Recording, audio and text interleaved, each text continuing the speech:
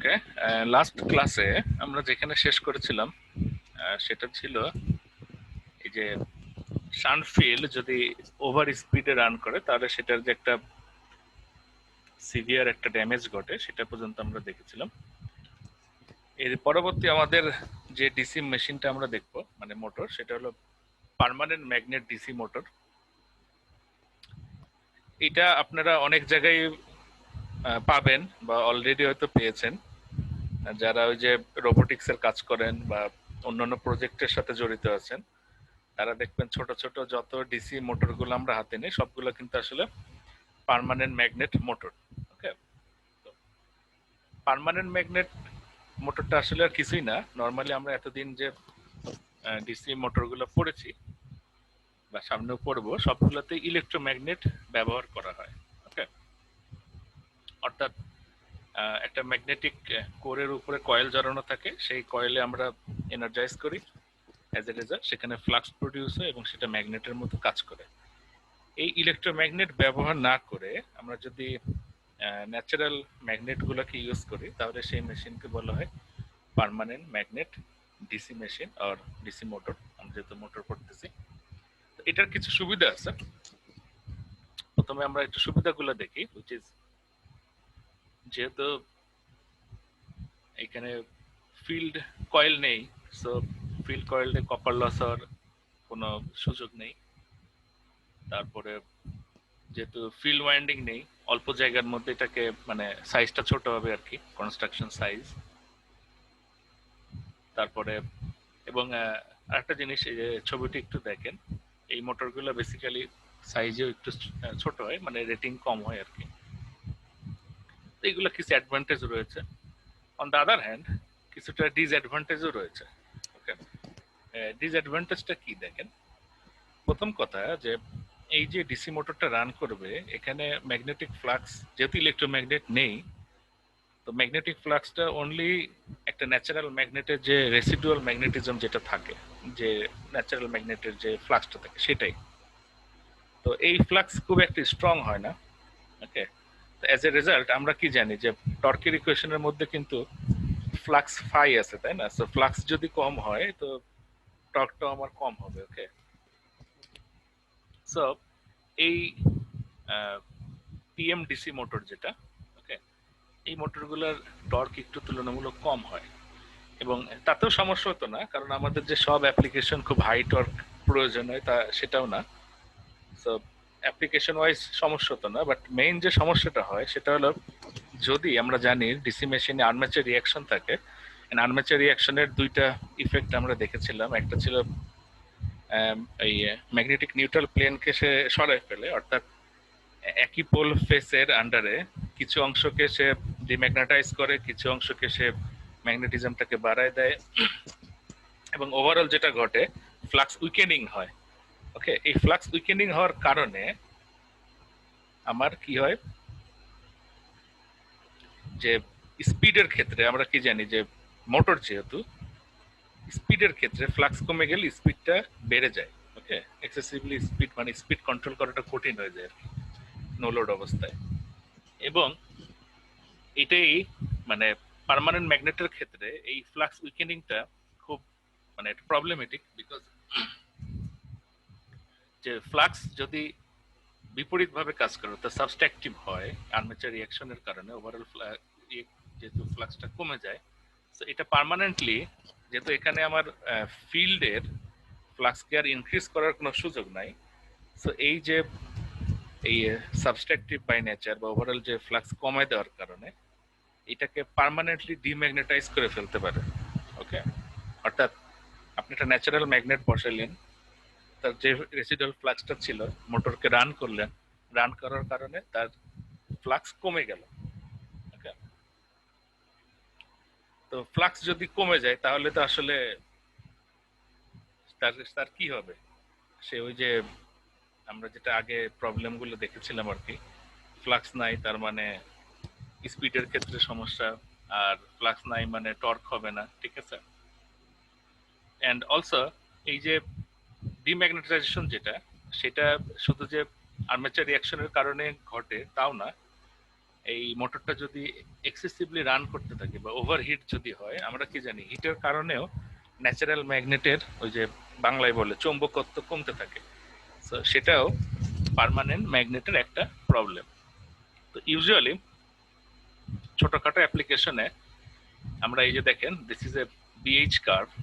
ওকে, BH curve আপনারা 1-1 সার্কিটেই পড়ার কথা। তো বিএইচ কার্ভ থেকে আমরা কি দেখতে পাই যে এই যে দেখেন কোন ম্যাগনেটিক ম্যাটেরিয়াল, দেখেন এই যে ম্যাগনেট বি এর সঙ্গে এইচ, ওকে, এটা হলো ম্যাগনেটিক বা ম্যাগনেটিক ফিল্ড ইন্টেন্সিটি বলে এটাকে।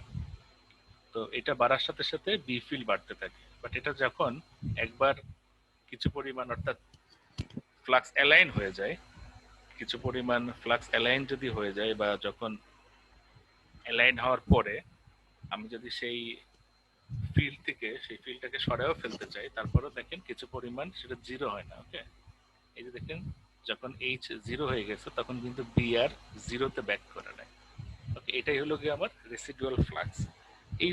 এই রেসিডুয়াল ফ্লাক্সটাকে ব্যবহার করে আসলে এই পিএমডিসি মোটর রান করবে। ওকে, তো এটাকে যদি ডিম্যাগনেটাইজ করতে চাই তাহলে আমার নেগেটিভ দিকে একটা ফিল্ড ইন্টেন্সিটি বা ম্যাগনেটাইজিং ইন্টেন্সিটি দিতে হবে, যেটাকে আমি কোয়েসিভ ম্যাগনেটাইজিং ইন্টেন্সিটি আমি বলতে পারি। ওকে, তো ইউজুয়ালি যেসব ছোটখাটো অ্যাপ্লিকেশন, তো সেগুলার এই রেসিডুয়াল ফিল্ডও থাকে কম, as well as এই কোয়েসিভ ম্যাগনেটাইজেশন ইন্টেন্সিটিও থাকে কম।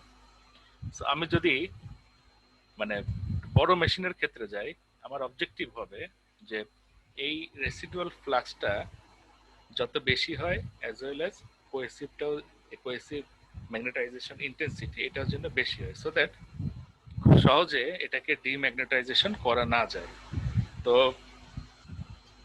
ন্যাচারাল ম্যাগনেট যেটা, ওকে, তো সেটার চেয়ে পরবর্তীতে আমাদের কিছু রেয়ার আর্থ ম্যাটেরিয়াল, যেমন এই যে আমাদের নর্মাল কনভেনশনাল ফেরোম্যাগনেটিক অ্যালয় যেটাকে অ্যালনিকো বলে, যে অ্যালনিকো 5, এটা দেখেন দ্য সেকেন্ড কোয়াড্রেন্ট বিএইচ কার্ভের, এটা দেখেন এইসির ভ্যালু কিন্তু অনেক কম, তার মানে এটাকে খুব ইজিলি মানে ডিম্যাগনেটাইজ করে ফেলা সম্ভব। On the other hand rare earth material যেমন নিও, ডিমিয়াম, আয়রন, বোরন, দেখেন এটার এইসির ভ্যালু অনেক বেশি, হুইচ ইজ এই ম্যাটেরিয়াল দিয়ে যদি আমরা এই পিএমডিসি তৈরি করি তাহলে তাকে এত সহজে ডিম্যাগনেটাইজ করে ফেলা সম্ভব না আসলে।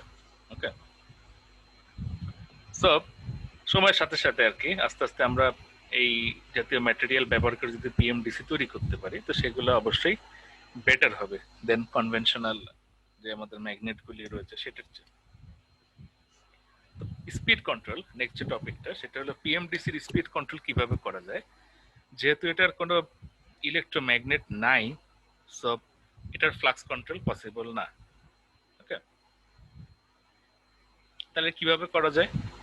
বাকি যে দুইটা পদ্ধতি রয়েছে, এক আর্মেচার ভোল্টেজ কন্ট্রোল, অথবা ওই যে resistor in series with the armature. Okay, তো রেজিস্টর ইন সিরিজ আমরা জানি সেটা এক্সেসিভ মানে ওয়েস্টেজ অফ পাওয়ার, সেখানে পাওয়ার লস এবং কন্ট্রোলেবিলিটি ভালো না। সো পিএমডিসির ক্ষেত্রে এই আর্মেচার ভোল্টেজ কন্ট্রোল মেথডটাই বেটার মেথড আর কি। তো পিএমডিসি সম্পর্কে এটুকুই। এরপরে আমরা যেটা দেখতে পাচ্ছি এখন সেটা হলো the series DC motor. Okay, series motor মানে হলো দেখতেই পাচ্ছেন যে আর্মেচারের সঙ্গে এই যে ফিল্ড কয়েল যেটা সেটা সিরিজে থাকে, ইন সিরিজ। ওকে, তো ইকুয়েশনটা দেখেন, আইএ সমান সমান আইএস সমান সমান আইএল, তার মানে লাইন কারেন্ট বা লোড কারেন্ট যেটাই বলেন না কেন সেটাই আমার সিরিজ ফিল্ডের কারেন্ট, সেটাই আমার armature current. and KVL equation as well as ভিটিটা অ্যাপ্লাইড ভোল্টেজ, এই সার্কিটে ড্রপ হওয়ার পরে যেটা থাকবে সেটাই আমার ইএ। তো ভিটি সমান সমান EA plus IA R A plus R S. ওকে, এখন সিরিজ মোটরের ক্ষেত্রে দেখেন আমরা জানি যে যখন এই মোটরটি স্থির থাকে, ওকে, তো স্থির থাকা মানে ই এর ভ্যালু কত যদি না ঘুরে, ওকে, ই এর ভ্যালু কিন্তু থাকে না, নাই, তাই না? আমরা কি জানি ই এ সমান সমান K phi N. So initially সেটা বড় অ্যামাউন্ট কারেন্ট ড্র করবে। Okay? এই কারণে দেখেন যেহেতু এটা সিরিজ ফিল্ড, ওকে, এটার স্টার্টিং টর্ক যেটা সেটা অনেক বেশি হবে। কেন বেশি হবে দেখেন, আমরা জানি ইনডিউস টর্কের ইকুয়েশন দেখেন কে ফাই আই এ। তো এই ফ্লাক্স এইখানে দেখেন আই এর উপরে ডিপেন্ড করে, তাই না? তাহলে ফাই সমান সমান সি আই এ, এটাকে বসাই দেই, তাহলে ইনডিউস টর্ক দেখেন কি হচ্ছে, K C I A square. ওকে, তার মানে দেখেন নর্মাল শান্ট মোটরের চেয়ে এখানে অবশ্যই আমরা কি দেখেন টর্কটা বেশি পাবো, এই ইকুয়েশন থেকেই বোঝা যাচ্ছে। ওকে, এই কারণে এটা সেসব অ্যাপ্লিকেশনে ব্যবহার করা হয় যেখানে অনেক বেশি হাই টর্ক প্রয়োজন হয়, যেমন starter motors in car, elevator motors, tractor motors in locomotive, সেসব জায়গায় সিরিজ মোটরকে ব্যবহার করা হয়। তো এখন আমরা একটু টার্মিনাল ক্যারেক্টারিস্টিক্সটা দেখি। তো কেভিএল ইকুয়েশনটা দেখেন ভিটি সমান সমান EA plus I R A plus R S. I A সমান সমান এখান থেকে ডেরাইভ করে যদি আমি আনি root over tau induced by KC, এবং আমরা জানি ই এ সমান সমান K phi omega. Okay, omega সমান সমান টুয়াইস পাই এন। তো ভিটি সমান সমান এটা বসাই দিলাম, ইকুয়েশন আসলে হলো কি আমার এইটা। ওকে, এবং এই ইকুয়েশনকে আমি ফ্লাক্স মুক্ত করতে যাচ্ছি। তো ফ্লাক্স ফাই সমান সমান এটা আমি পেয়েছি অলরেডি, সেখান থেকে যেটা আসে ফাইনালি ডেরিভেশন করে আমরা পাই ওমেগা সমান সমান VT by root over KC into root over tau induced minus R A plus R S by KC. Okay, এখন দেখেন এই ইকুয়েশন থেকে দেখাই যাচ্ছে স্পিডের সাথে টর্কের রিলেশন যেটা হলো স্পিড ভ্যারি করবে টর্কের রেসিপ্রোকাল স্কোয়ার রুটের সাথে। ওকে, অ্যাজ এ রেজাল্ট এটার স্পিড টর্ক কার্ভ যেটা আছে সেটা দেখেন যে এইরকম। ওকে, অর্থাৎ ইনিশিয়ালি দেখেন যখন টর্ক কম ছিল স্পিড আপ করবে। ওকে, এবং আস্তে আস্তে টর্ক বাড়ার সাথে সাথে স্পিডটা কমবে, এবং ইউজুয়ালি এই পজিশনে লগে আমার ফুল লোড টর্ক থাকে। এরপর আরো যদি যায় তাহলে এরকম টর্ক বাড়তে থাকে এবং স্পিডটা কমতে থাকে। তো উল্লেখ্য বিষয় এখানে যেটা দেখেন যে এই সিরিজ মোটর যেহেতু লো টর্কে দেখেন ইনফাইনাইট স্পিডের মতো। ওকে, তার মানে সিরিজ মোটরকে কখনোই নো লোডে রান করানো যাবে না। যদিও একটা মোটর আসলে বা যে কোনো মেশিনের ক্ষেত্রে নো লোড বলে আসলে কিছু নাই, because of the losses and তারপরে আপনার ওইটার যে ইনার্শিয়া থাকে, যে শ্যাফট, সেটা তো একটা মেটাল অবজেক্ট। সো যখন মেশিন মডেল করা হয় তখন নো লোড টর্ক বা নো লোড যেটা সেটাকেও কিন্তু একদম জিরো ধরা হয় না, কিছু পরিমাণ লোড ধরা হয়। বাট হাউ এভার সেটা ধরার পরেও যদি আমার কোনো লোড কানেক্ট না করে সিরিজ মোটরকে আসলে স্টার্ট করাটা উচিত না। এবং সেম ইফেক্ট হবে যদি কোনো একটা সিরিজ মোটর রান করতে করতে হঠাৎ করে লোড ডিসকানেক্ট হয়ে যায়, তাহলে যেটা ঘটবে এক্সেসিভ স্পিড, এই যে দেখেন ইনফাইনাইট স্পিড, যখন টর্ক যখন কম ছিল। ওকে, সো সেটা আমরা জানি যে এক্সেসিভ স্পিডে রান করলে মোটরের নিজেকে ড্যামেজ করে ফেলতে পারে আর কি। সো সেটা আমাদের কাম্য না। সো এটাই ছিল সিরিজ মোটরের টর্ক স্পিড ক্যারেক্টারিস্টিক্স। এখন দেখেন একটা ম্যাথ করলেই আমরা বিষয়টা আরো ক্লিয়ার হবে। তো ম্যাথটা দেখেন খুব সিম্পল, খুবই সহজ math. A 250 volt series DC motor with compensating windings and the total series resistance RA plus RS of 0.08 ohm. The series field consists of 25 turns per pole with the magnetization curve shown in figure, মানে যে এখানে দেওয়া রয়েছে। আর এখানে মোটরের এই যে মোটরের যে ডায়াগ্রাম সেটাও দেওয়া ছিল, বাট সেটা এখানে আমি দিই নাই। সো সিরিজ মোটরের ডায়াগ্রাম কি এটা আপনারা জানেনই অলরেডি। বের করতে বলেছে কি খুবই simple, find the speed and induce torque of this motor for when its armature current is 50 ampere. B. Calculate and plot the torque speed characteristics for this motor. এগুলো খুব ছোটখাটো অঙ্ক এবং প্রতিটা মোটরের ক্ষেত্রে এরকম ছোটখাটো অঙ্ক বেশ মজা লাগে আর কি। তো দেখেন এটা কিভাবে আমি বের করব। প্রথম কথা আমরা জানি যে এইখানে দেখেন যে এই যে ম্যাগনেটাইজেশন কার্ভটা আমরা একটু খেয়াল করি। নরমালি এর আগে আমরা যে ম্যাগনেটাইজেশন কার্ভগুলো দেখেছি সেটা ছিল আইএফ এর সাথে ইএ, তাই না? তো এখানে দেখেন আইএফ এর বদলে যেটা করেছে তারা এটার সঙ্গে টার্ন দিয়ে গুণ করে দিয়েছে, তার মানে this is the magnetomotive force produced by the field. তো এটা দেখে আসলে সমস্যা নেই, আমরা মানে আইএফ এর সঙ্গে টার্ন দিয়ে গুণ করলে তো আসলে এমএমএফ পাওয়া যায়। সো এটা কঠিন কিছু না, এবং স্পিডও দেওয়া রয়েছে এনএম 1200 আরপিএম। ওকে, সেটাই দেখেন বলতেছে calculate EA values to be compared to the equivalent values at 1200 RPM to determine the actual motor speed. ওকে, তাহলে দেখি ক্যালকুলেশনটা কিভাবে করা যায়। প্রথমে আমরা জানি বলে দিয়েছে আই এর সমান সমান 50 অ্যাম্পিয়ার। তো আই এর যদি 50 অ্যাম্পিয়ার হয় ই এর সমান সমান VT minus I R A. So ভিটিটা কি বলে দিয়েছে 250 ভোল্ট, সেখান থেকে আমি পাচ্ছি কত দেখেন ই এর সমান সমান 246 ভোল্ট। ওকে, এখন দেখেন সিরিজ মোটরের ক্ষেত্রে আইএ আইএফ আইএল একই জিনিস, একই কারেন্ট সবগুলোর মধ্যে দিয়ে যায়, সেটাও 50 অ্যাম্পিয়ার। এই 50 অ্যাম্পিয়ারকে যদি আমরা টার্ন দিয়ে গুণ করি তাহলে ম্যাগনেটোমোটিভ ফোর্সটা পাবো কত দেখেন, বলে দিয়েছে 25 টার্নস পার পোল। সো এমএমএফটা দেখেন 25 into 50 which is 1250 ampere turns. এই কার্ভ থেকে যদি আমরা দেখি 1250 আছে এই বরাবর কোথা আর কি, তাই না? তো সেখান থেকে আমরা পাচ্ছি সেটা অলমোস্ট ক্যালকুলেটর দেখেন এই বরাবর যদি যায় 100 থেকে কম, 50 থেকে বেশি। সো এর আরো পিন পয়েন্ট করেছে 80 ভোল্ট। এখন দেখেন এই যে ইএ নট যেটা 80 ভোল্ট, এটা কিন্তু কত আরপিএম এর জন্য? 1200 আরপিএম এর জন্য, তাই না? তাহলে 246 যদি হয় আরপিএমটা তাহলে কত? ওই যে আমাদের সেই আগের ওই যে এই সব মোটরের জন্য একই, ওই যে লিনিয়ার যে ইকুয়েশনটা রয়েছে, বেজ স্পিডের জন্য এত, আদার স্পিডের জন্য কত। এখানে দেখেন একটু ভুল আছে, এটা 120 দেওয়া আছে, এটা 1200 হবে। ওকে, 1200, এটা একটু সবাই দেখে ঠিক করে নিন। It will be 1200। তো সেখান থেকে দেখা যাচ্ছে 3690 revolution per minute, which is huge. এবং এটাই হওয়ার কথা ছিল, যেহেতু দেখেন 50 অ্যাম্পিয়ার আর্মেচার কারেন্ট কিন্তু খুব এটার জন্য, এই মেশিনের জন্য হয়তো বেশি না আর কি, রেটিং অনেক হাই।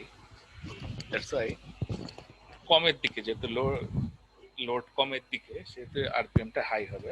তো টর্কটা কত আমরা বের করি, আমরা বাই দিস টাইম আমরা জানি P conversion সমান সমান EAIA equals to tau induced into omega, therefore tau induced সমান সমান এইটা, ওমেগা কত ভ্যালু আছে এত রেভলিউশন পার মিনিট, সেটাকে ওই যে টুয়াইস পাই দিয়ে গুণ করতে হবে। ওকে, প্লাস যেহেতু টর্ক বের করার সময় আমাদেরকে newton metre unit, so RPM কে অবশ্যই আগে আরপিএস কনভার্ট করতে হবে। ই এর ভ্যালু আমরা জানি 246 এন্ড আই এর ভ্যালু জানি 50 অ্যাম্পিয়ার। এটা করলে আমরা পাই 31 পয়েন্ট নিউটন মিটার। এটি ছিল পার্ট এ অঙ্কটার। আর পার্ট বি হলো calculate and plot the torque speed characteristics. The torque speed characteristics করতে হলে আমাদের এরকম কয়েকটা ডেটা লাগবে। আমরা যেমন এখন দেখলাম যে এই আরপিএম এ এত নিউটন, এরকম বিভিন্ন আরপিএম এ টর্কটা কত কত নিউটন সেটা আমাকে বের করতে হবে। ওকে, তো সেটা আমাদের করতে হবে না, বিকজ তারা একটা ম্যাটল্যাব কোড দিয়ে সেটা জেনারেট করেছে। কোডে যদি ড্র করা হয় তাহলে আসে অনেকটা এইরকম।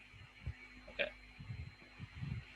সো ম্যাটল্যাব কোডিং আমরা এবার করতেছি না, বাট ইন ফিউচারে পরের সেমিস্টারে যদি আমাদের সময় থাকে আমরা এই কোডিং গুলো একটু একটু করে করবো আর কি, বেশ মজার। So now next topic, the speed control of series DC motor. ওকে, তো খেয়াল করে দেখেন শান্ট মোটরে যেমন আমাদের ফ্লাক্স কন্ট্রোল ছিল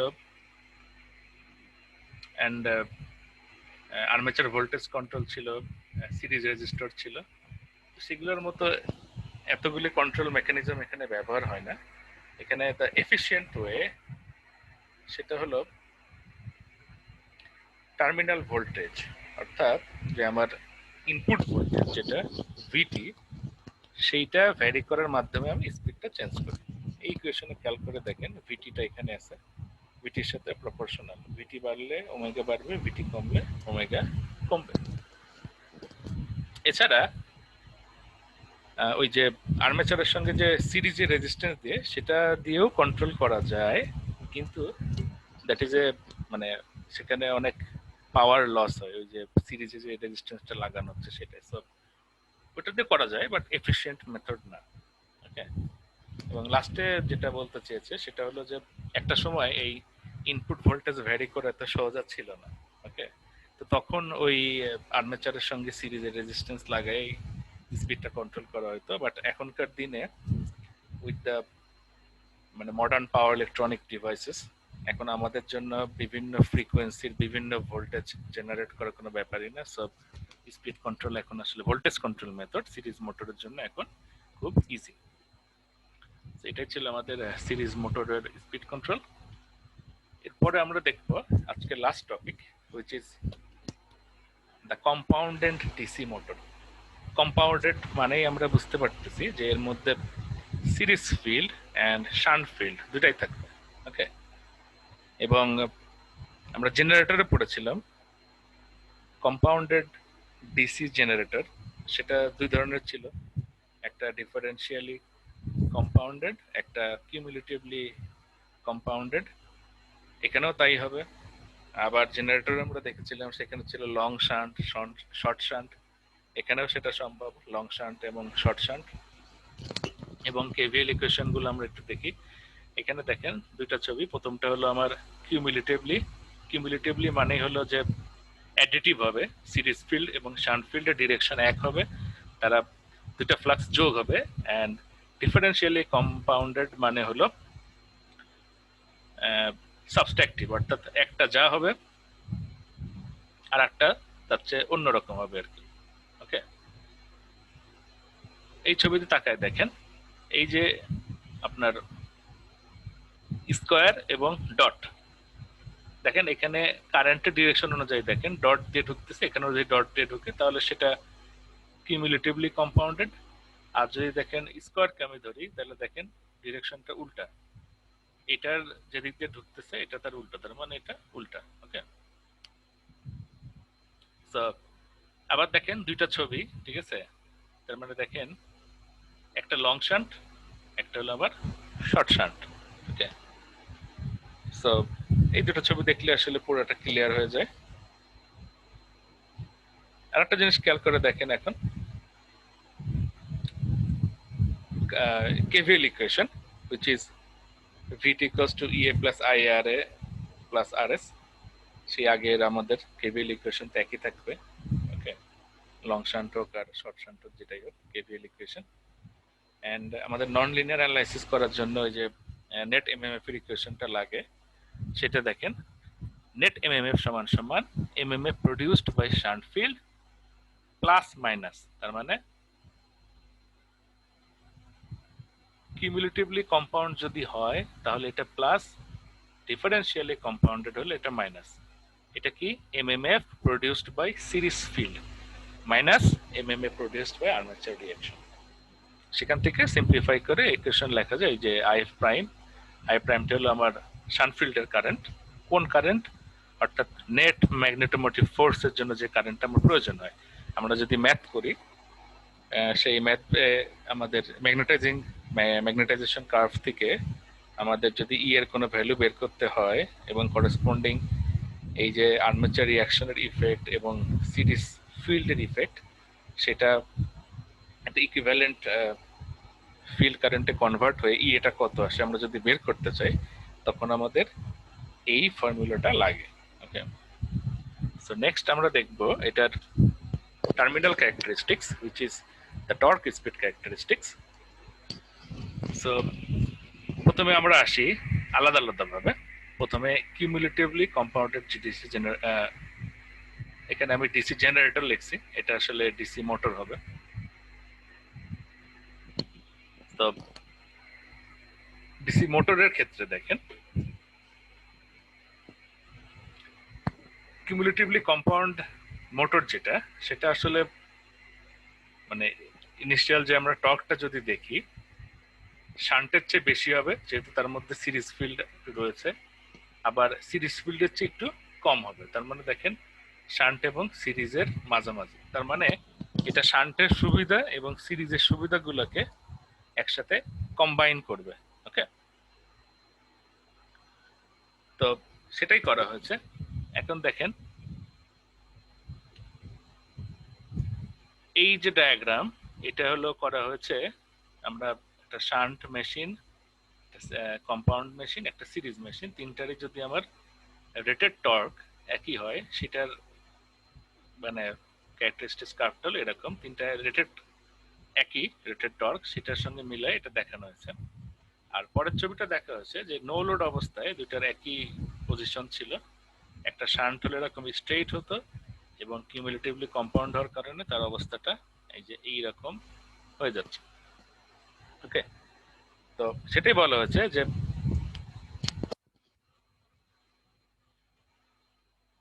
এট লাইট লোড, যখন লোড কম থাকে, লোড কম মানে আর্মেচার কারেন্ট কম থাকে, তখন এটা তো অলমোস্ট বিহেভ করবে, যেহেতু সিরিজ ফিল্ডের ইফেক্টটা তখন নাই, শান্ট ফিল্ডের মতো ব্যবহার করে। ওকে, আস্তে আস্তে যখন এটার লোড বাড়তে থাকে, মানে লোড কারেন্ট বাড়তে থাকে, তখন সিরিজ ফিল্ডের ইফেক্টটা আসতে থাকে। ওকে, এই কারণে দেখেন এর কার্ভটা এই যে আস্তে আস্তে টর্ক বাড়ার সাথে সাথে এরকম এই যে সিরিজের মতো, এটাই দেখেন এই কার্ভটা আপনাদের মনে আছে কিনা জানি না, এটা সিরিজ ফিল্ডের টর্ক স্পিড ক্যারেক্টারিস্টিক্স ছিল। ওকে, তো কিউমুলেটিভলি কম্পাউন্ড মেশিনেরও এরকম হয়, আস্তে আস্তে লোড কারেন্ট বাড়ার সাথে সাথে সিরিজের ইফেক্টটা তখন ডমিনেটিং হওয়া শুরু করে। ওকে, এটাই হলো torque speed characteristics of a cumulatively compound DC motor. I repeat again, এখানে জেনারেটর হবে না, এটা হবে মোটর। আমি স্লাইডে ঠিক করে দিই। এরপরে দেখি torque speed characteristics of differentially compounded DC motor. Again এখানে আমি ভুল লিখেছি, এটা মোটর হবে। সেটা দেখেন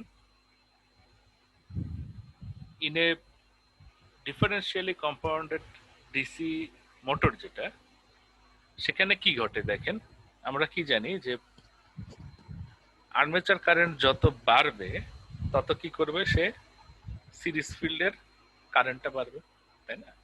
তো সিরিজ ফিল্ডের কারেন্টটা যদি বাড়ে, তাহলে সে কি করবে, শান্ট ফিল্ডের সঙ্গে সাবস্ট্রাক্টিভ হবে, অর্থাৎ শান্ট ফিল্ডকে সে কমায় দিতে চাবে। তাই যদি হয়, তাহলে দেখেন একটা মোটর আপনি স্টার্ট করলেন, ওকে, সেই মোটরটা লোড কারেন্ট একটা মানে একটা কারেন্ট সে ড্র করলো, ড্র করার পরে সিরিজ ফিল্ডের যে ফ্লাক্সটা প্রডিউস হলো, সে শান্ট ফিল্ডকে উইকেনিং করলো, ধরে নিলাম কিছু পরিমাণ ফ্লাক্স থেকে গেল, অ্যাজ এ রেজাল্ট মোটরটা স্টার্ট হলো, হয়ে একটা সে নো লোড টর্ক একটা কিছু একটা সে দিল। এরপরে যদি লোড কারেন্ট আরো বাড়তে থাকে, তাহলে যেটা ঘটবে দেখেন, ফ্লাক্সকে সে কি করবে, আরো কমায় দিবে, সিরিজ ফিল্ডের ফ্লাক্স শান্ট ফিল্ডের ফ্লাক্সকে কমায় দিবে।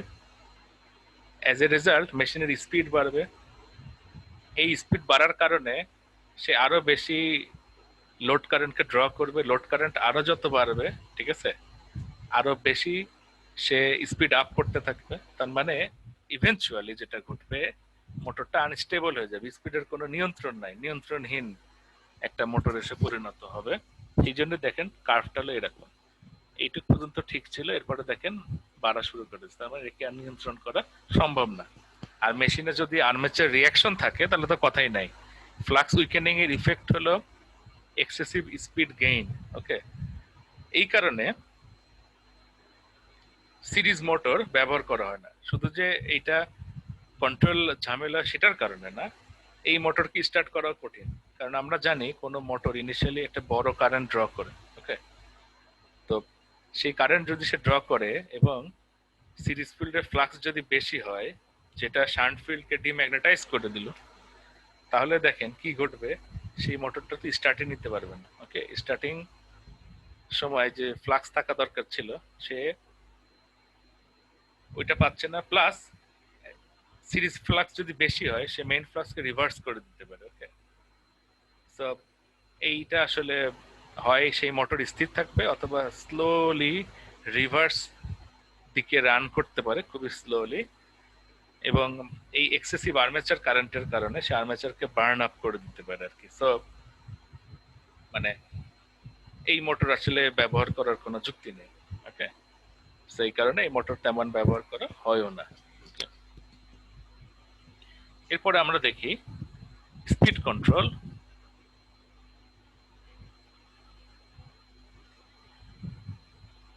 এটা হলো speed control of a cumulatively compound machine. Okay, এখানে হয়তো আমি সিরিজ মোটর লিখেছি, এটা কম্পাউন্ড মোটর হবে। তিন ভাবে করা যায় আর কি ইউজুয়ালি, আগের যে ডিসকাশন ছিল সেটার মতোই, ইদার ফিল্ড রেজিস্ট্যান্স চেঞ্জ করে অথবা আর্মেচার ভোল্টেজ চেঞ্জ করে অথবা আর্মেচার রেজিস্ট্যান্স চেঞ্জ করে। সো ইউজুয়ালি তিন নাম্বারটা হলো ওয়েস্টফুল মেথড। ওকে, এখানে পাওয়ার লস হয়। সো এই আরএফ এবং ভিএ এই দুটো ভ্যারি করে বেসিক্যালি চেঞ্জ করা হয়। আর যেহেতু ডিফারেন্সিয়ালি কম্পাউন্ড মেশিনের ব্যবহার নাই, সো এটা নিয়ে আসলে স্পিড কন্ট্রোল এত চিন্তা করার কিছু নাই। তো এটুকুই আজ পর্যন্ত ছিল, এবং